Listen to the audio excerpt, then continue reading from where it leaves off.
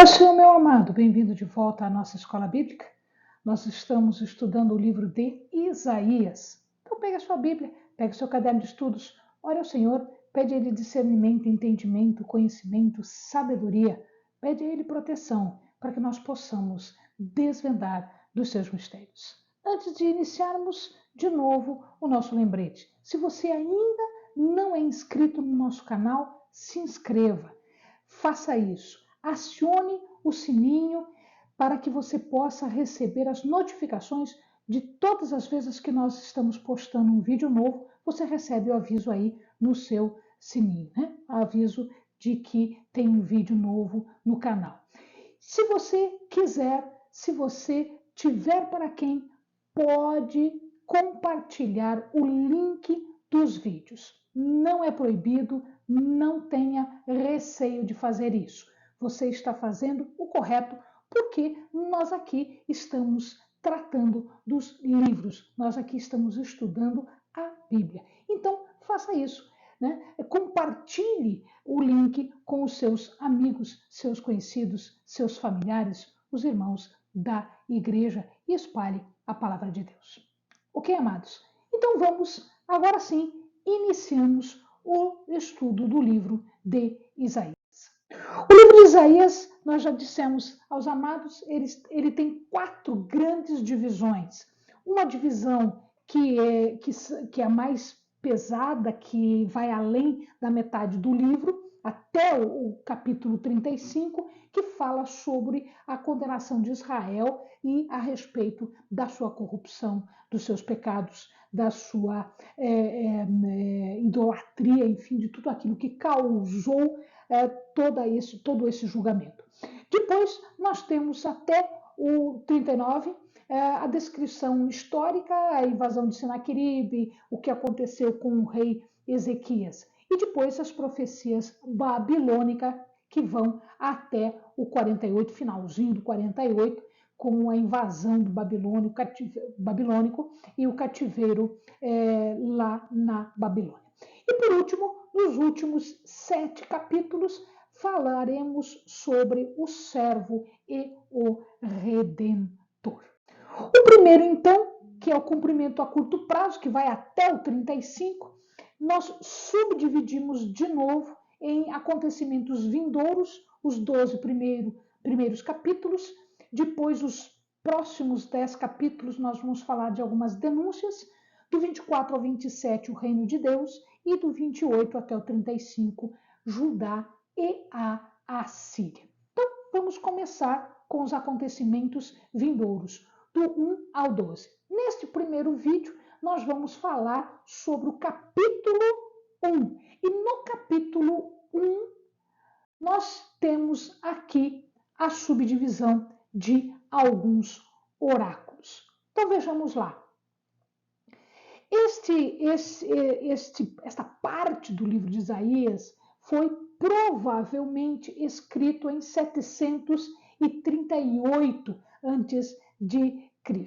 Israel estava já às vias de ser conquistado pela Síria. A queda vai acontecer em 722, então nós estamos em 738, portanto está faltando aí quase 20 anos para que isso acontecesse. E o que se trata desta primeira parte aqui, destes oráculos que são trazidos nesse primeiro capítulo, é exatamente a ingratidão do povo. Deus invoca 2 testemunhas. Por que ele invoca 2 testemunhas? Porque no sistema judicial daquela época, 2 testemunhas eram suficientes para condenar uma pessoa. Então, quando você ia para o tribunal, a prova que você apresentava eram 2 testemunhas. Pelo menos 2 testemunhas já condenava. E Deus, então, invoca 2 testemunhas, os altos céus e a terra. Ele tem aqui 2 testemunhas de tudo que está acontecendo, de tudo que o povo fez de errado. E o que ele fez de errado? O povo era rebelde e desobedecia a Deus. Tinha feito um pacto, não respeitava o pacto. E é interessante que aqui no verso 3, né, ele faz uma comparação do povo com alguns animais. Ele compara o povo com o boi, que é ruminante, que come numa manjedoura, que come cevada, que come palha, que come, né, mato, e que é mudo, que não fala absolutamente nada, não tem como se expressar, e o jumento, que também é mudo. E ele fala que esses dois, apesar de serem animais, apesar de serem cuidados pelo homem, tudo, eles sabem exatamente quem é o seu dono, sabem exatamente de quem vem aquilo que precisam para sobreviver. E o povo não sabe disso. O povo, o homem que se diz sábio, não age nem como um animal que sabe quem é o dono e o que precisa para sobreviver. O jumento especialmente. Por quê? Porque o jumento é um animal tolo, estúpido, e às vezes ele empaca, como a mula, né? A gente fala a mula empacadora. Ele empacava. E aí ele só fazia alguma coisa mediante castigo, mediante a aplicação de vara. Então, era como esse povo. O povo não sabe, aliás, é pior do que um animal, e ele está sobre as suas costas, está sendo necessário colocar a vara, né? Bater de vara. Bom, o capítulo 1, do verso 4 ao verso 9, ele trata da condição de Judá. Como é que estava Judá? O profeta fala que haveria um julgamento. A nação era uma nação pecadora, era uma nação iníqua, uma raça de malignos que não se lembrava de Deus, que não se lembrava do pacto, que desprezava Deus, as suas leis e os seus pactos. Eles desprezavam, se afastavam de Deus e o pior, todos os profetas que eram mandados para ensinar-lhes, eles zombavam, eles maltratavam também. Ele fala aqui de Santo de Israel. Nesse trechinho aqui, se você não lembra, para um pouquinho o vídeo, lê esses versos do verso 4 ao verso 9 e você vai ver que ele fala sobre o Santo de Israel. O que é esse Santo de Israel? Sede santo porque eu sou santo. Então, quando ele diz o Santo de Israel, quando ele apresenta como Santo de Israel, ele está dizendo, você também tem que ser santo. É uma exortação para que o povo se torne santo. Ele usa a figura de um servo que estava sendo espancado. Espanca, faz ferida por tudo, não trata da ferida, não usa medicamento, não usa nada, não se dá conta de que está sendo ferido e continua fazendo o que é errado e para que ficar apanhando. Para que ficar apanhando, se nem isso adianta? Porque ele não é que nem o boi, ele não é que nem o jumento. Porque o jumento e o boi ainda entendem. E as pessoas, o povo de Judá, não estava entendendo. A terra estava sendo assolada. O que ele está falando aqui com esta assolação? Ele está dizendo que a terra estava sendo atingida por um ataque. Nós não temos certeza se ele está falando do ataque dos assírios, que ainda não tinha acontecido, ou se ele está falando lá para frente ainda do ataque dos babilônios, porque ele está falando de Judá. A Síria vai atacar Judá, mas ela não vai conquistar Jerusalém. Ela conquista 46 cidades muradas de Judá, mas não a capital. Quem vai conquistar a capital é a Babilônia. Então a gente não sabe se ele está falando sobre os assírios ou se ele está falando sobre os babilônios ou os assírios. Quando ele fala de uma casinha, uma choça, uma choupana, ele está dizendo o quê? Uma choupana, uma choça, é uma cabana muito da mal feita, muito da decadente, sem proteção nenhuma. É um lugar onde se fica, mas que não tem proteção, não é confortável, não é adequada. Então ele está dizendo assim, que é isso que vai acontecer. Vocês são como uma choupana, vocês são largados, vocês não vão ter proteção. E ele fala faz aqui uma aproximação bastante grave. Ele está dizendo aqui que o povo, né, seria destruído, se Deus não tivesse misericórdia, seria destruído como Sodoma e Gomorra tinham sido destruídos. Os amados lembram da história de Sodoma e Gomorra, eram pessoas pecadoras, o pecado estava por toda a cidade, três pessoas foram salvas, né? Ló e as suas 2 filhas, apenas isso. Nem a mulher de Ló se salvou, porque no meio do caminho ela ainda pereceu, tá? Ou seja, tudo foi destruído. Então eles estão dizendo, olha aqui, vai ser como Sodoma e Gomorra, vai ser destruído todo. Um grupo muito pequeno vai sobreviver. Vai sobreviver à matança, vai sobreviver ao exílio da Babilônia. E ele se apresenta como Senhor dos Exércitos. Senhor dos Exércitos porque ele é general de guerra.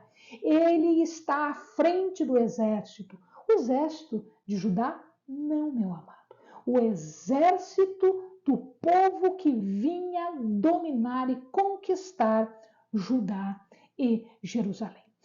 Quando ele diz que ele é o Senhor dos Exércitos, ele está se apresentando como um todo-poderoso.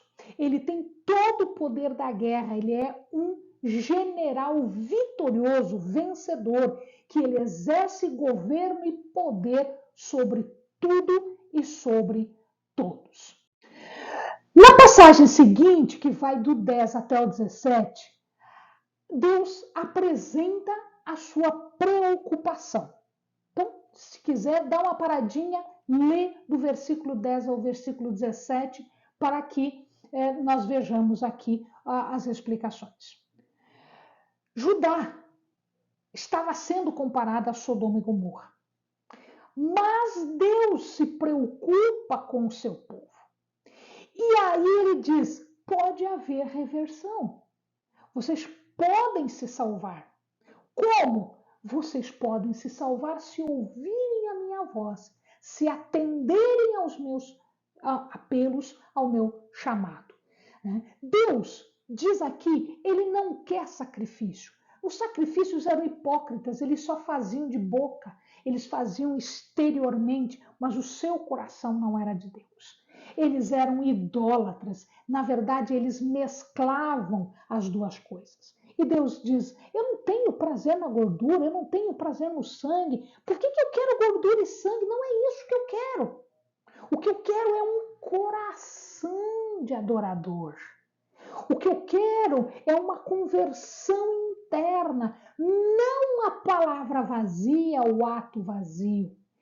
E Deus diz que tudo agora era inaceitável. O que era inaceitável? Os sacrifícios com gordura e com sangue, o incenso que eles queimavam, as festas que eles faziam e até a oração era inaceitável. Deus não aguentava mais aquilo, porque tudo aquilo era falso, tudo aquilo era aparência, tudo aquilo era hipócrita, porque o povo era corrupto. Então, o que é que Deus está dizendo? A minha glória se foi.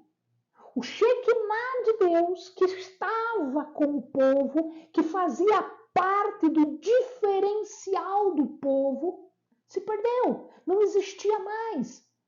Tudo era pesado, era um fardo, era exaustivo, era cansativo para Deus ver aquelas mãos manchadas de sangue inocente e o lugar santo tratado como se fosse um curral de animais. Deus não aceitava mais aquilo.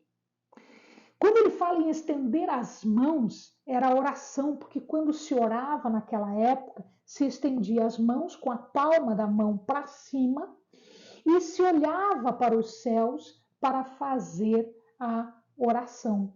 Isto, inclusive, era abominável, era hipocrisia deles. Deus diz, não é isto que eu quero. O que eu quero é um arrependimento, profundo, sincero. Eu quero que vocês lavem a imundícia do pecado, lavem isso do coração, das mãos, das vestes, da mente, se lavem disso. Só depois de se livrar desse pecado, dessa imundícia do pecado, é que vocês poderiam atingir a santificação. Eles deveriam praticar justiça e não corrupção, não suborno. Eles deveriam tratar bem os pobres, as viúvas, os órfãos, os necessitados, ao invés de fazer opressão e ganhar dinheiro com eles e tirar tudo o que eles tinham. Eles tinham que trocar essa injustiça, essa corrupção, esse suborno, por um agir correto, por justiça e obediência às leis. Porque a justiça e a obediência diz para não se deixar subornar, para ter decisões justas, para cuidar dos pobres, das viúvas, dos órfãos, dos necessitados, para não idolatrar, ou seja, é uma adoração sincera, correta, perfeita, límpida. Do verso 8 até o 20, Deus chama ao arrependimento. Mas ele chama ao arrependimento agora de uma forma um pouquinho diferente. Ele está chamando ao arrependimento através de um raciocínio. Vamos pensar um pouquinho, vamos discutir com razão, vamos observar de fato o que está acontecendo para que a vida de vocês mude. Deus aqui, ele vai condescender, ou seja, por que ele está sendo condescendente? Porque ele está oferecendo uma alternativa. Veja, Deus estava julgando o povo. Os assírios estavam à porta, os babilônios veriam em seguida e assim por diante. Então, o que acontece aqui? Acontece que Deus está dando uma saída. Deus está dando uma alternativa. Eu não quero ameaçar, porque ameaçar até agora não está resolvendo. Então vamos raciocinar, vamos ser maduros, vamos ser sábios e inteligentes. Os pecados do povo eram pecados de sangue. Ele fala, né, ainda que os vossos pecados sejam como a escarlata, lá no 18 ele está falando isso. Ainda que fosse assim, seja vil, profundo, maligno, pecado de sangue, que é a cor escarlate. Escarlate é vermelho vivo. Então, mesmo que esse pecado seja de sangue, existe alternativa? Sim, ele fala, então eles se tornarão brancos como a neve. A neve era branca porque a água pura, que era cristalizada, que virava neve, ela ficava de uma cor branca. Ou ele ainda fala lã branca. A lã branca nos lembra, então, assim como a neve branca nos lembra pureza. Então, o pecado de sangue, o pecado mais profundo e mais maligno, poderia ser transformado de escarlate para branco, de cristal ou de lã branca. O que é preciso fazer? Reconhecer o pecado, abandonar o pecado, obter a redenção, o perdão, a vindicação que Deus estava oferecendo enquanto havia tempo. O arrependimento, então, dava uma segunda alternativa. Uma segunda alternativa? Sim, porque só existiam duas alternativas. Primeira alternativa, ouvir e se arrepender e ganhar o favor divino e ser salvo. Ou, sem arrependimento e ser destruído como Sodoma e Gomorra, porque eles seriam mortos ou eles seriam exilados. E só um restinho do povo ia sobrar. Então, aqui Deus está dizendo o seguinte: a culpa do que está para acontecer, seja bem ou seja mal, é sua. Olha, meu amado, o que o profeta estava ensinando para o povo e está ensinando para nós. O que vai acontecer conosco depende de nós, porque a responsabilidade é minha e é sua por aquilo que você faz, por aquilo que eu faço. Se existe arrependimento, se existe conversão, existe favor divino, existe bênção. Se não existe arrependimento, se existe desobediência e rebeldia, haverá julgamento e haverá castigo. Então, a miséria depende da pessoa. O julgamento e o castigo dependem da pessoa. Judá era a causa da sua própria miséria. Assim como nós somos a causa do nosso futuro.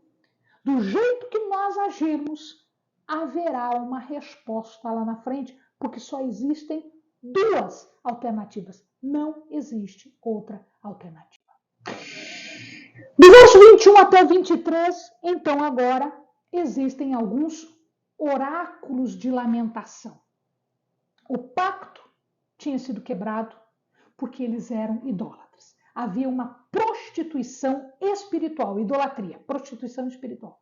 Mas também havia uma prostituição física, porque eles estavam fazendo pactos com o Egito, com Damasco, não é? Com a Síria, ou seja, eles estavam tentando fazer aquilo que não era para eles fazer. Eles só tinham que obedecer, eles só tinham que se ligar a Deus. Então eles estavam sendo idólatras, desobedientes. Judá, então, seria jogado fora. Como o lixo, o resto, a escória de um metal que se refina. Nós já tivemos oportunidade de explicar aqui. Se eu tenho prata, se eu tenho um metal precioso, eu vou colocar esse metal no cadinho e vou colocar no fogo. O fogo aqui era o cativeiro. E aí, o que sobrasse de resto, de refúgio, de sujeira, o refúgio, a escória da prata, seria jogado fora.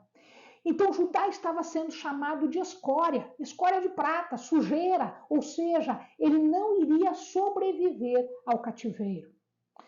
Era como um vinho misturado. O vinho é sinal de alegria, era símbolo de alegria para eles.